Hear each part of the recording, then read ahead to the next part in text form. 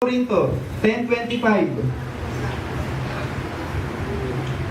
Ito, si Pablo to, lahat ng ipinagbibili sa pamilyan ay kainin nyo. At huwag kayong magsipagtanong ng anuman dahil sa budhi. Abi kung nakita, kainin mo. Huwag ka nang magtanong. Diba? Para daw yung budhi mo, huwag maapektuhan. Tingnan nyo mga kapatid. Pag tayo ay conscious sa ating mga kinakain, sa mga bibilhin natin, kung conscious ka, tingnan mo, sabi niya dan, huwag ka nang magtanong kung ito ba'y karapat-dapat, marumi ba sa Panginoon, ikaw ba'y mapapahamak sa harapan ng Panginoon, huwag ka na daw magtanong. Lahat ng nasa pamilya, bilhin mo, huwag ka na magtanong. Bakit? Para hindi maapektuhan yung iyong budhi. Mamaya mababanggit natin, dahil mapalad ang mga taong hindi hinahatulan ng kanyang budhi sa harapan ng Panginoon. Pero, kung ikaw'y naging conscious na, huwag mo nang bilhin. Abe ka, hirap kaya kumain na. Naku, iba ka kasi Panginoon. Ay mo, ikaw, hindi ka rin mabubusog. Pagod na pagod ka pa. Diba? Ito, Panginoon, Diyos ko pa. Nalalambot ka na.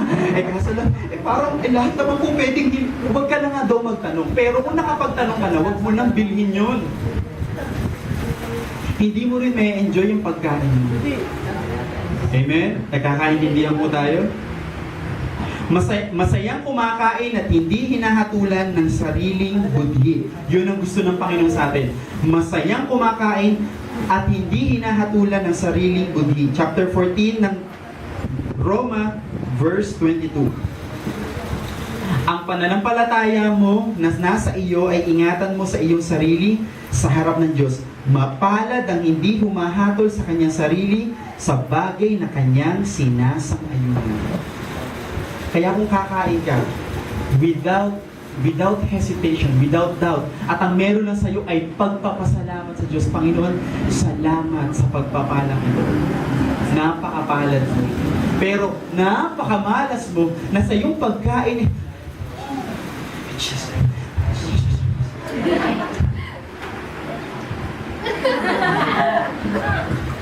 tago ka. Huwag niyong kakainin yan, ha? Yung mga bata, huwag niyong kakainin yan.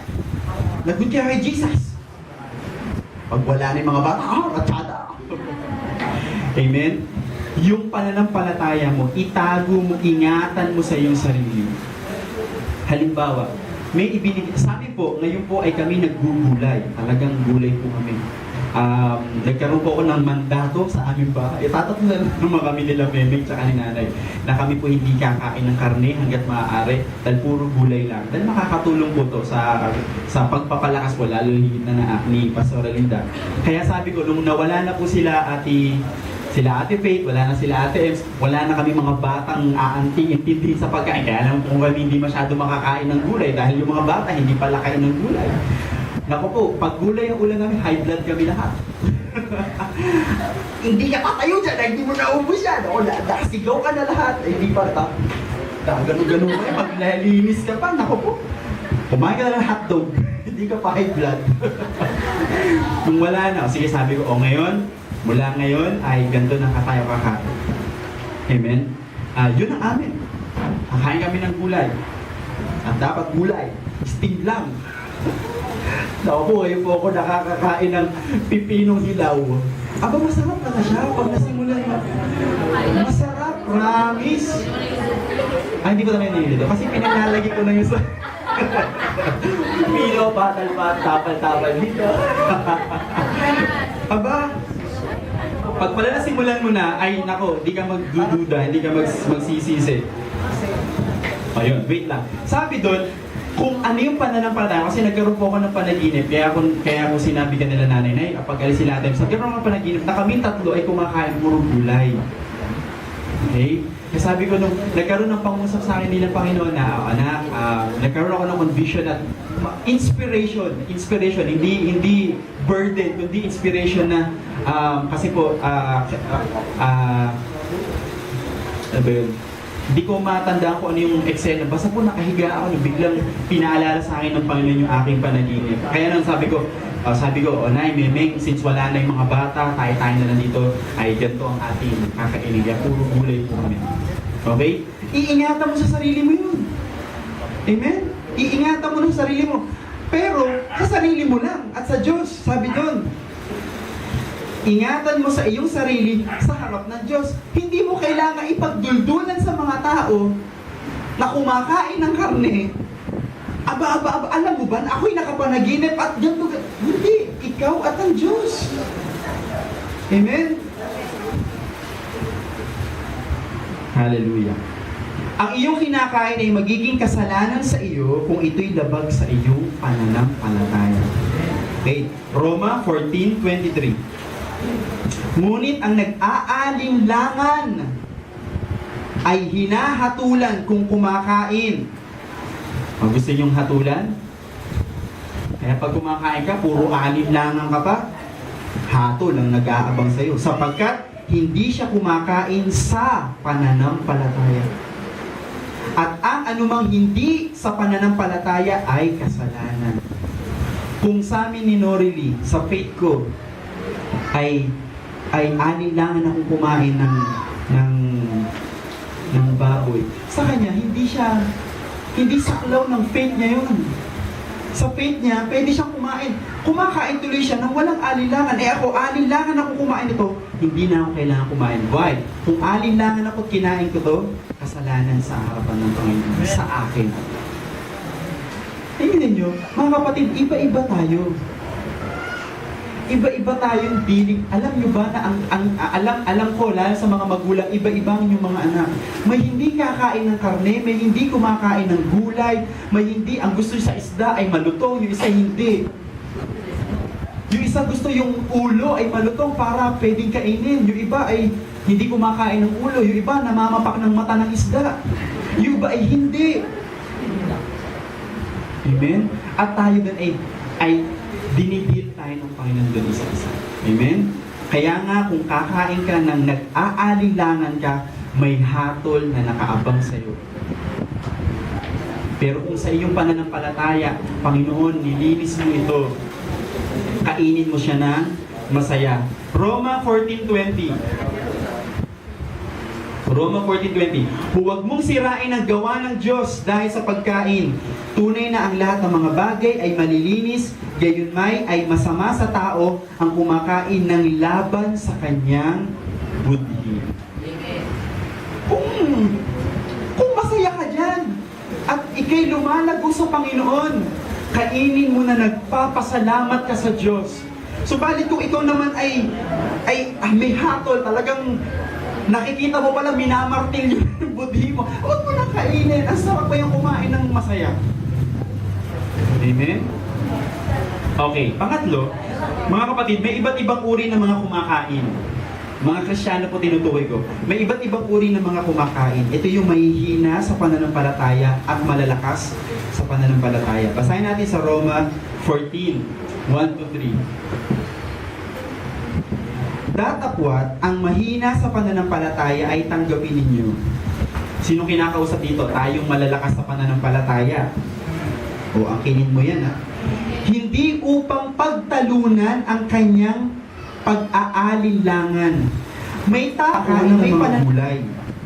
Ang kumakain ay huwag magwalang halaga sa hindi kumakain. At ang hindi kumakain ay huwag humatol sa kumakain, sapagkat siya'y tinanggap ng Diyos.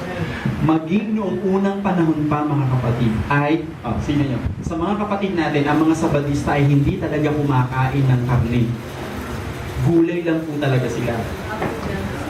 Okay? Mga Sabadista po yun. Halimbawa, nagkaroon tayo ng fellowship, tayo daw ng mga malalakas sa pananampalataya. Sino yung malalakas sa pananampalataya? Nakakakain ng lahat ng bagay. Hindi lang po sapatos, ha? Huwag nyo nang kainin yung laptop. Alam nyo na naman yun.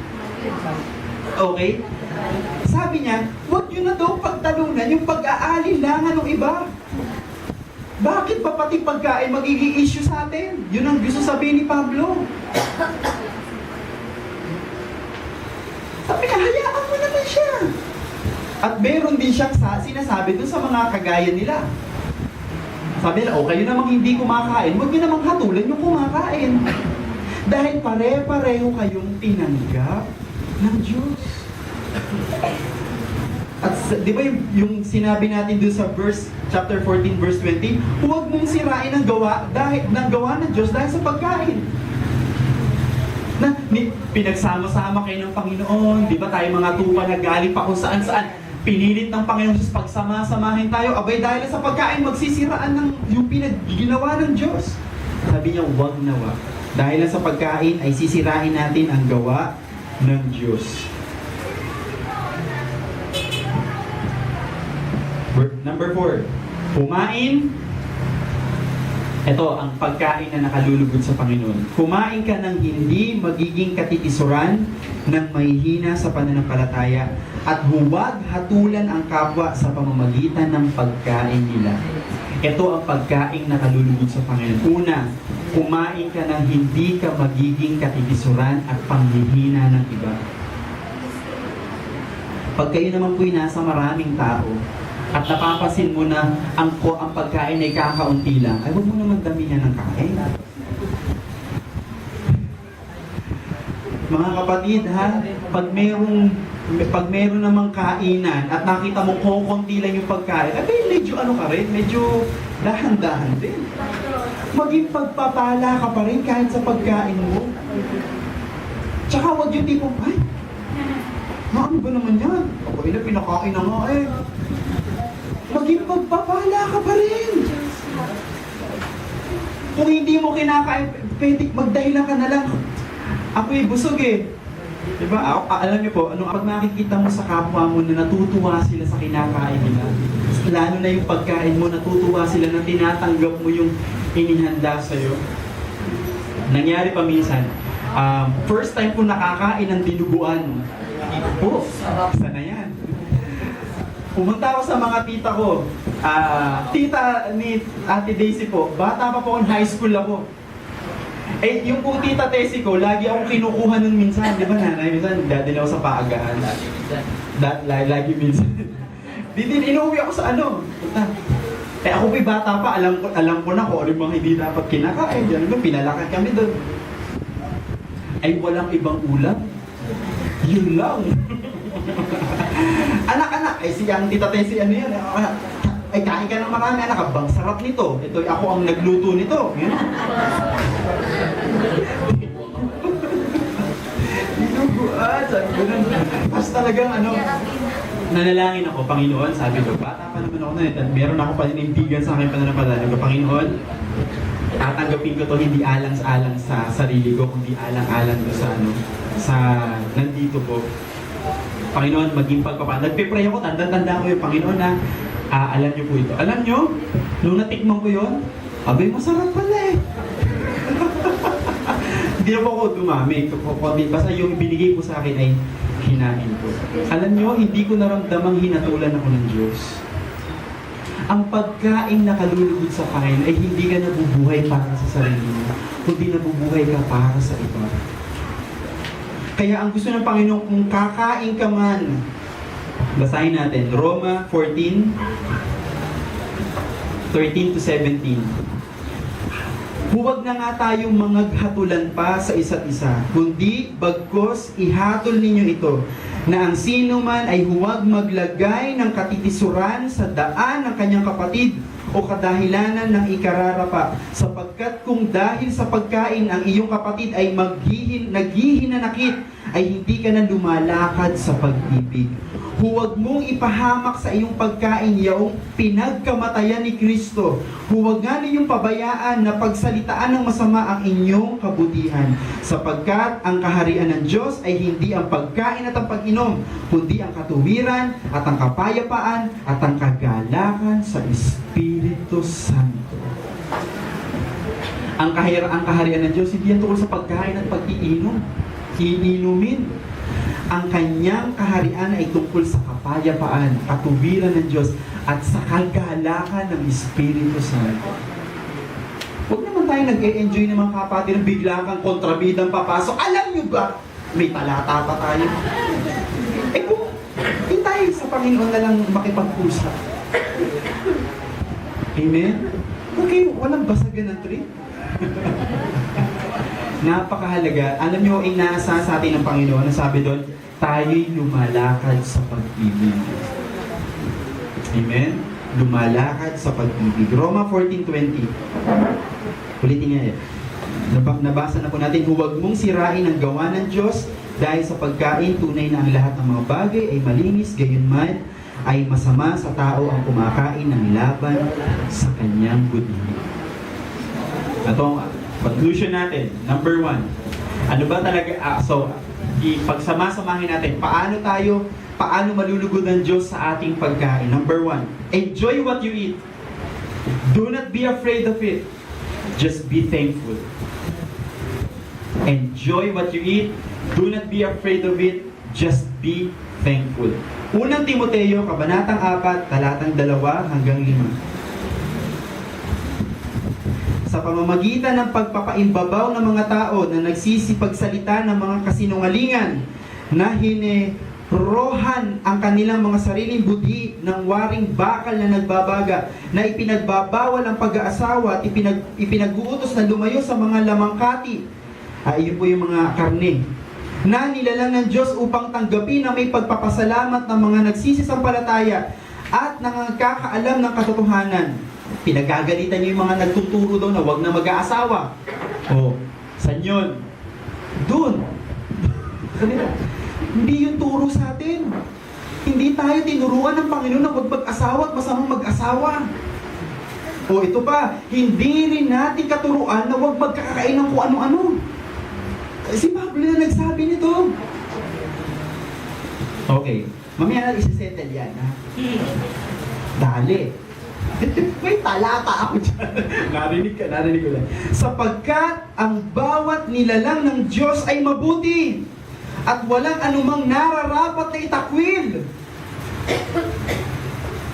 kung tinatanggap na may pagpapasalamat, sapagkat pinakababanal sa pamamagitan ng salita ng Diyos at ng panalangin. In everything that you are going to eat, sige, kung meron kang kakainin na medyo may issue sa'yo, tumingin ka muna sa paligid mo. Kung merong manghihina dahil sa pagkain mo, huwag ka nang kumain. Kung may matitisod dahil sa pagkain mo, huwag ka nang kumain. At kung wala naman, at ikaw lang at ang Panginoon na magkasama, anumang daw tanggapin mo na nagpapasalamat ka at nananalangin ka. Anong ginagawa doon? Sa pamamagitan ng salita ng Diyos, iyon ay pinababanal ng Diyos. Sino daw yung malalakas sa pananampalataya? Nakakakain ng kahit ano. Bakit? Dahil alam niya na walang ginawa ang Diyos na pwedeng itakwil natin. Yung gawa ng kaawa, yun ang tinatakwil natin. Pero ang gawa ng Diyos, hindi daw dapat natin ito itinatakwil. Dapat ito ine-enjoy natin na may pagpapasalamat. Pero mga kapatid, sa pagkain at pag-inom, kailangan lumakad tayo sa pag-ibig. Kahit gutom na gutom ka, kung hindi pa nakakakain yung iba, tigilan mo muna. Yun ang problema sa Korinto, yung pinag-uusapan yung pagtanggap ng banal na hapunan. Alam niyo ba kasi ang ginagawa kasi nung una, sa unang Korinto,